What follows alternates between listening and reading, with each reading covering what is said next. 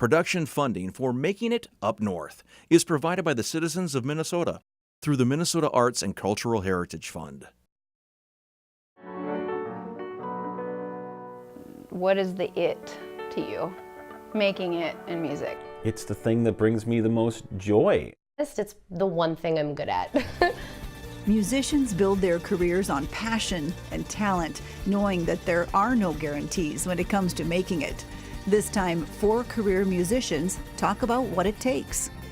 Luck is such a part of making it in music.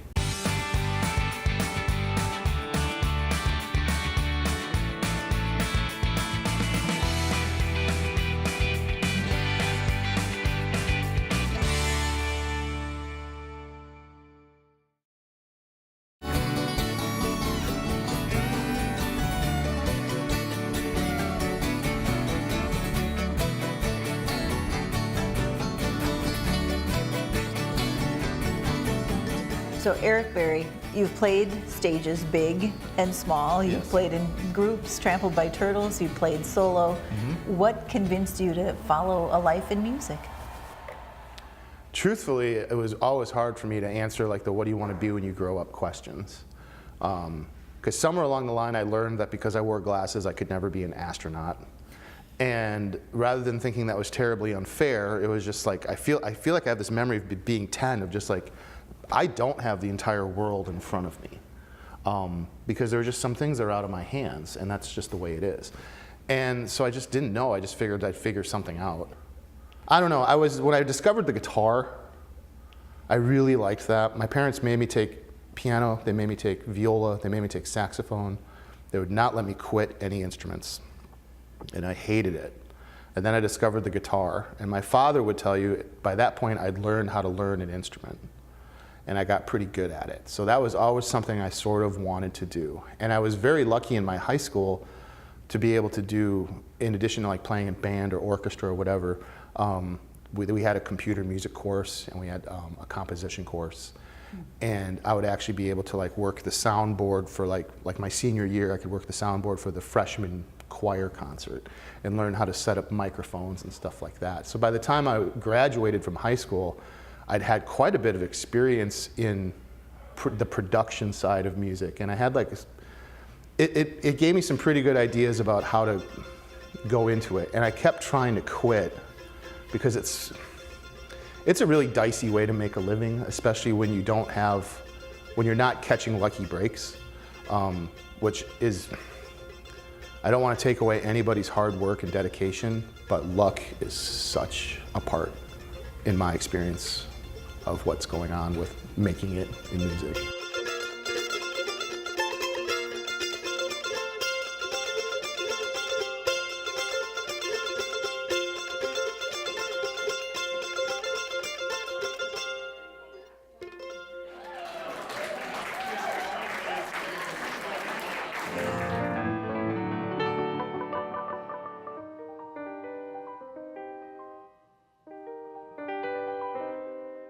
I started playing a toy piano that my great-grandparents gave me when I was like 3. And my parents, were like, oh, I think this is not just a normal, she likes to play on the toy piano. It was like, okay, she's like, doesn't leave that thing, so maybe we should get her into some lessons. For some reason, my brain just didn't work that way. I was like, I can't read this music. It confuses me and it distracts me from what I want to do, which is playing what I feel. And so, I got away with playing by ear until I did Moonlight Sonata, and my teacher said, that was beautiful, but it's not in that key.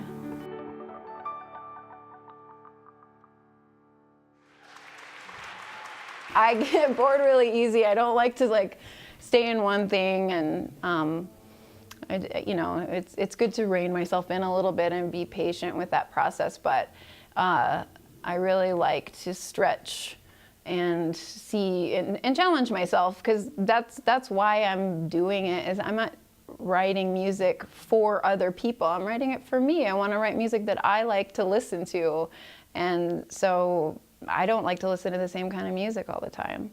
So I feel like that's a good way to kind of push your own boundaries and get out of your safety zone.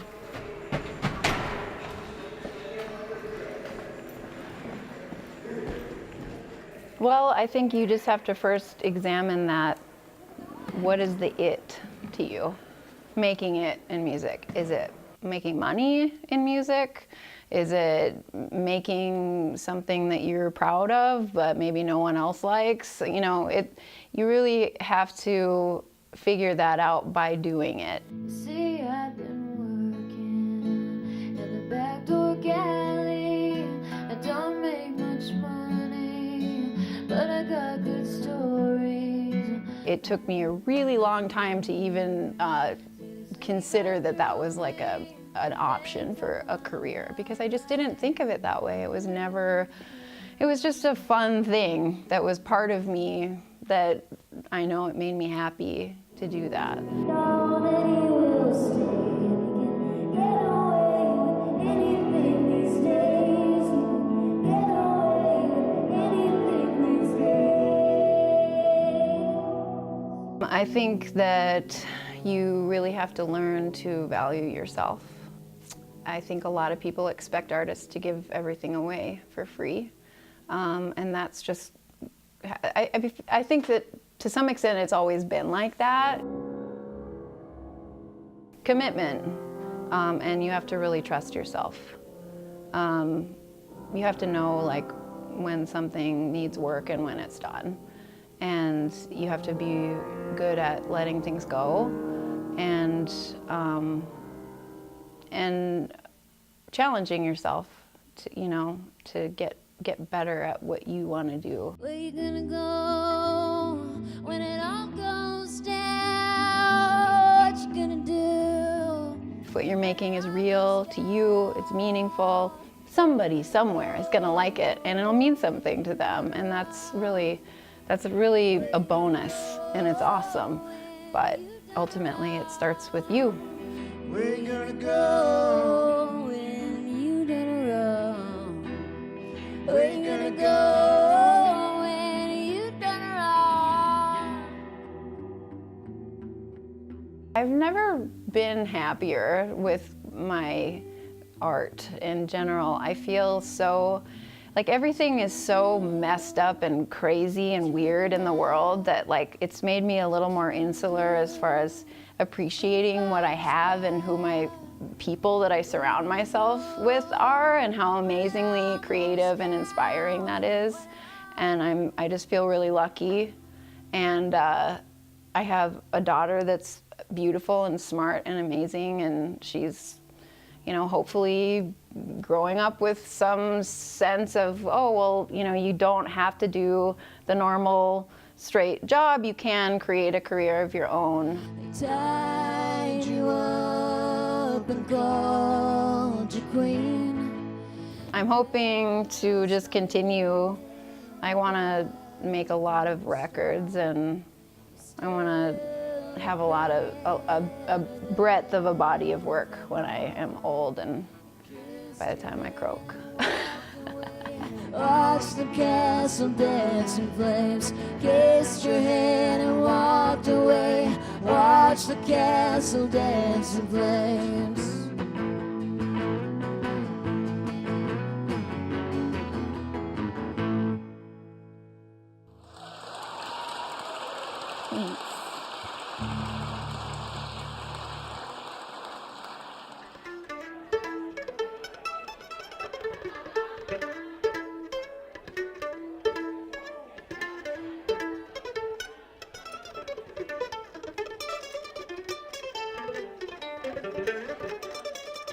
One of the common denominators of the professional musicians that we've talked to is it's hard work. And yes, there's some luck, but there's some work involved. Yep, that's true. I've never been comfortable with that. I feel like all jobs have elements of them that are hard, and they all should have elements of them that are not. And like what those elements are change from person to person, and what your basic skill set is. So what's your happy part of being a musician, and what's the corollary? What's the hard work for you? Well, The happy part's playing the music. That's the happy part. And I don't even know how to express that. But probably the hardest part about it is, you know, it's really easy to kind of burn out your market. If you only are ever playing in your hometown, something has to change. Either the music you're playing or how often you are playing. And the solution that's been around since before there was recorded music is to tour. Musicians have always been itinerant people. And if you have a family who is not an itinerant unit, that's a challenge. But, you know, much like being uncomfortable with talking about hard work, I'm uncomfortable with talking about that because there are plenty of fathers and mothers who spend a lot of time away from their kids and they're working a job that they hate. And they're working a job that's not nearly as exciting to other people to think about. But it is all relative. It's all relative, you know? It's still away from your home, you still miss stuff, you still have the road, you still have miles to go. You know, I used to say, like, you can ask my wife, you can ask my kids, and they can complain about it all they want. They're entitled to it. But I'm not going to sit here and complain about a job that's lucky that I have, that's providing a roof, that's providing what we need, and when I'm home, I really get to be home. So what does it take? For some people, it's the multi-pronged. I have to teach lessons, I have to gig with other people, I have to piece it together. And how do you work that part of making it in music? Well, that's a very real thing because not, you know, like when I'm playing completely solo Erik Berry material, all original music, I'm self-aware of it enough to know that people enjoy it, but it is kind of, it's borderline new agey, it's instrumental. You can tune that out because it is instrumental, but if you decide to engage with it, I'm throwing some challenging stuff in there if I say so myself. And I am well aware that you know, the Of Trampled by Turtles helps with interest in that. I'm also well aware that not everybody wants that. And so I have some other projects that are a bit more fun or perhaps a bit more accessible. People like singers. So I do a lot, I try to work with people who sing. And then of course, that means one very real fact from sort of a sense of like my music is if they're singing, they're calling a lot more shots, certainly about repertoire. So, I mean, it's fine. I mean, again, I'm kind of back to the relative thing, like, you know, I could work some other job where I'd never have to compromise, right? You know, like... Could you find me one of those?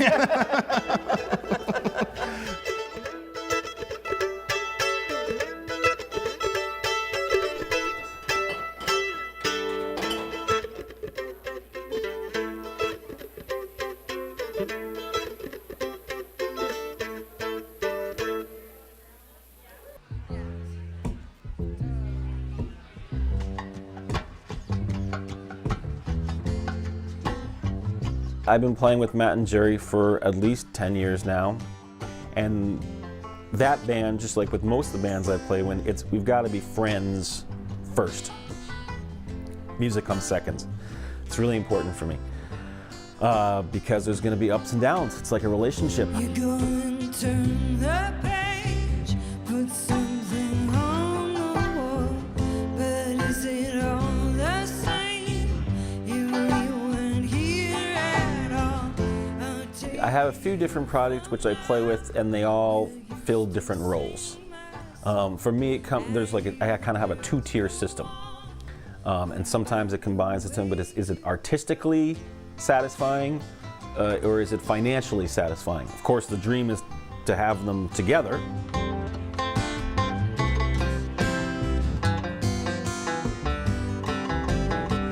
The way the world goes round, it's just another fall. Artistically, for the most part, I have found, at least for the past few years, that I'm not really able to make it work financially with my writing. And so I've had to come up with other ways of making money within my realm. So I still write, always writing. And I'll put stuff out like the Glitterati or Fever Dream and what have you. But these aren't things that necessarily get my rent paid. They're just enjoyable artistic endeavors. I can't get over all the things you say you're making me feel happy today. I started playing music around 10, like I said. My dad had an acoustic guitar in the closet, and I took it out. And at one point, I think I was around 12 or 13, I had a party at my house, and some kid took out the guitar and started playing Stairway to Heaven. And that was a big moment for me, because it was the first time that I'd ever seen somebody play something that I had heard. I didn't make that connection. And then I noticed how all the girls reacted, and I was just like, this is amazing. So I started to play the guitar.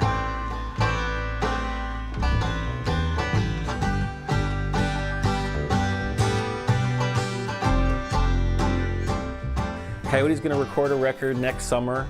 Again, that will not be something that pays the bills, but it's something that is really important to us. The pieces fit when corners match.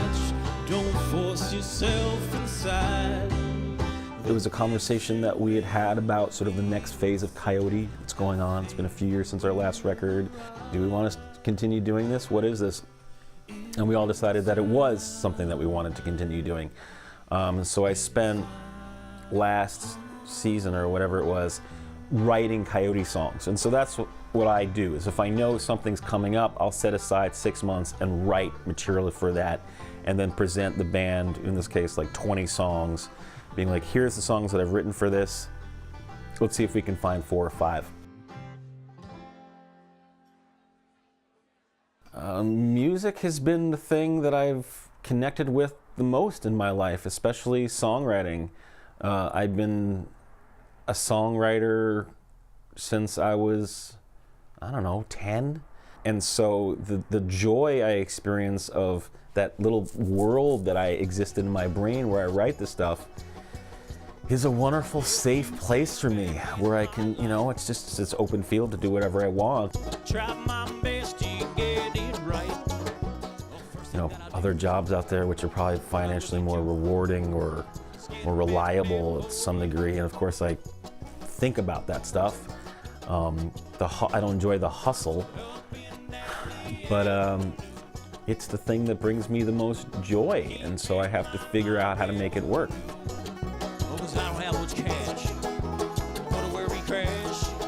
Yeah, I have to have a few different things going on. Just playing gigs, I can't make that work and pay my rent and all these different things. So it's part of the equation, but it's not the whole thing. As far as navigating the highs and lows of being a musician, I've been doing it for so long and have mostly known not a lot of success, and there's just too many variables trying to figure out, why are there 1,000 people here tonight? Why are there 2 people here tonight? So for me, the highs are 4 o'clock in the morning, finishing a demo, being like, that's a high point for me.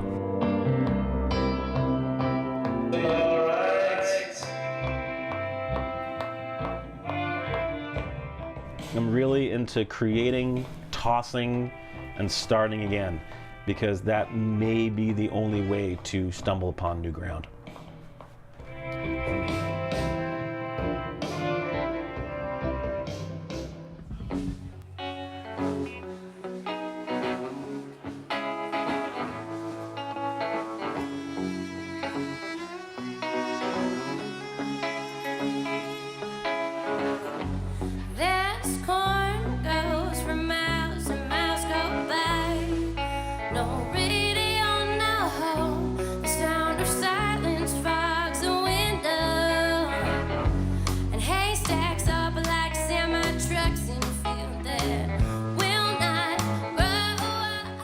I've always been writing songs and poetry and journaling and things, but I think it took me until a later age to feel confident enough to put my own lyrics out there. I mean, I can write music all the livelong day and play in orchestras, and I've played violin and sang in a bajillion other bands. But the decision to break out and try my own thing kind of came after playing so many different genres of music and being the side person in so many amazing groups that I think that was kind of an inspiration and a confidence builder. Like every person that I've played with, I think plays a role in getting me to the point where they've kind of kicked me out the door to try my own thing.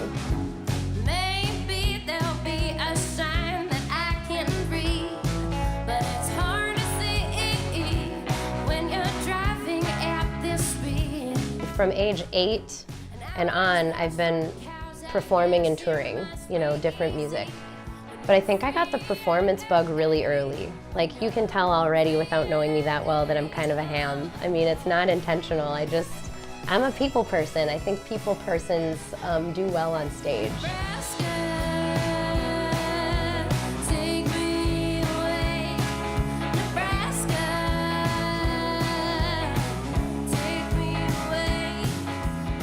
I grew up in Eveleth, Minnesota, which is about an hour north of Duluth. Very small town. I took violin lessons from an amazing teacher up there. Her name is Helena Pekala. And I went to Eveleth Gilbert Senior High School. And then from there I went on to get my music degree at St. Cloud State University. I've never thought about doing anything other than music. It's really, to be honest, it's the one thing I'm good at. And we can be like a little bit closer to the bridge than we normally would, I think. I want a little bit more air. That's always been in the back of my mind. Like, I know I'm gonna teach, like on the side of whatever I'm doing, because I think, for me personally, I do love teaching, and I think it's important to like keep things going with, you know, the younger generation. You know what I mean? So I want you to think land.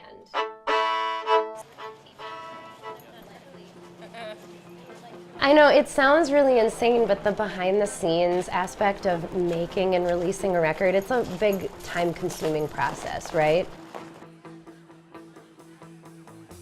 I was just coming off of crazy, like just being on tour all the time, and I like almost blew out my voice. I was at a point where I was told by doctors that like you're gonna develop nodes if you keep doing this and not take any rest. The days that I would come back for vocal rest, I'd be talking all day teaching. So it was kind of a difficult time, and I had to decide that like I need to kind of take a breather in order to not burn myself out, but also I haven't put out new music in years because all I've been doing is touring and performing the songs I have, or any new songs, like nothing had been recorded. Then you grow up, hardly recognize your own face. I think something inside me snapped when I realized it was spring of 2017. My last record that I put out was in December of 2013. So I just, you know, I figured out how long it would take to get it all published on iTunes and whatnot, and let's just release this immediately. We just released a brand new EP at the end of October, and we're gonna play the title track for you now. It's called Wanderlust. One more time, time to get it right. In a nutshell, I think there's no formula. What it takes to make it is to just work hard and continue your path. If you are feeling tired, I guess, or discouraged, I think the best thing that you can do is just keep going. The longer you work on it, the better you're gonna get. The longer you work on it, the more people you're gonna meet, the more people are gonna hear your music. I think really, talent is huge. You have to have some sort of natural talent, obviously, or you need to practice a lot. The music has to be there. Make good music would be number one. But I think number 1.5, I'm not even gonna say number 2, is you just need to work hard. I mean, I don't really have a day off ever. There's not a day where I'm not working on something musically, but that's fine because I love it and I think it's fun.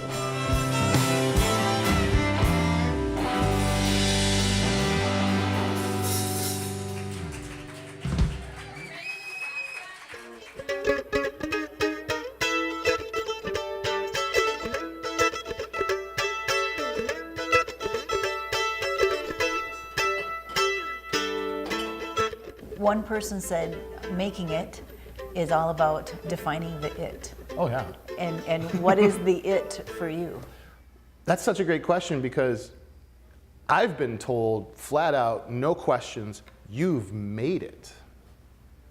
Which is very different, you know, we're talking about a different word now in the phrase, but I'd be like, really, I have? You know, like, because made it to me sort of sounds like I don't have to strive to do anything. I've made it, you know, and that is not true. If nothing else, I have to strive to continue to do what I've been doing so like I can continue to do it as well as I have. The it, Yeah, I don't know, because I always used to think this, like, you know, back like when I was first playing gigs, and it was like just playing any gig was an amazing thing to do. You know, being able to getting invited back to a place was a huge accomplishment, you know, and then that changes, and then it's your first, you know, your first show that's out of town, and you get asked back to that, and I've always sort of felt it's like these plateaus, and when you get up to the next plateau, you realize there's more mountains to climb, there's more plateaus, because you are always having to make it. I mean, it always should be a present tense move, and if as soon as it becomes past tense, something has changed. So the it changes, but I think that like what you're doing with it is an important thing too. You know, so it's always kind of making it work. This is kind of what it is. You know? Thank you very much. You're right on.